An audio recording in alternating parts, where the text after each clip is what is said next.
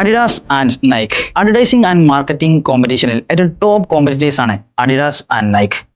ഈ കോമ്പറ്റീഷൻ നല്ല ചേസിംഗ് ആയി നടക്കുന്ന സമയത്താണ് 2012 ലണ്ടൻ ഒളിമ്പിക്സ് നടക്കുന്നത്.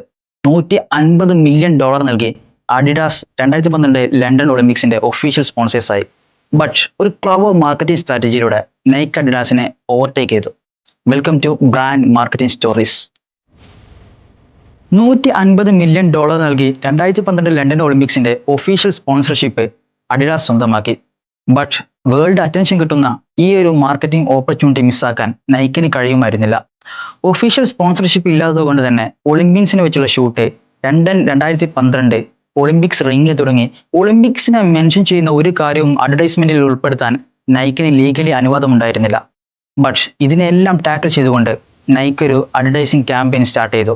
Find your greatness. നൈക്ക് അവരുടെ ക്യാമ്പയിൻ ലണ്ടനിൽ വെച്ച് തന്നെ ഷൂട്ട് ചെയ്യാൻ തീരുമാനിച്ചു. പക്ഷേ UK ലണ്ടനിലല്ല, US ജമൈക്കയിലുള്ള, നൈജീരിയയിലുള്ള അറിയപ്പെടാത്ത ലണ്ടൻ സിറ്റികളിൽ വെച്ച്.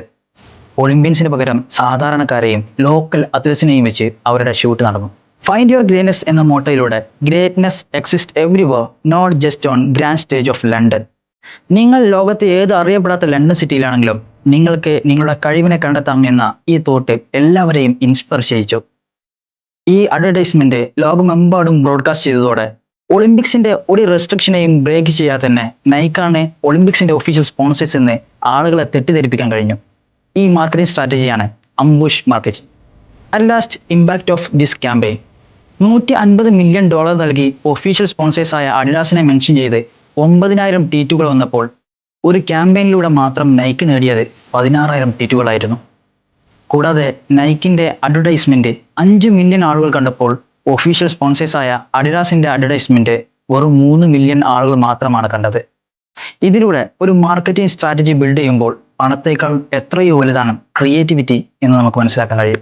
ഇതുപോലുള്ള ഇൻട്രസ്റ്റിംഗ് മാർക്കറ്റിംഗ് സ്റ്റോറീസിന് വേണ്ടി പേജ് ഫോളോ ചെയ്യുക.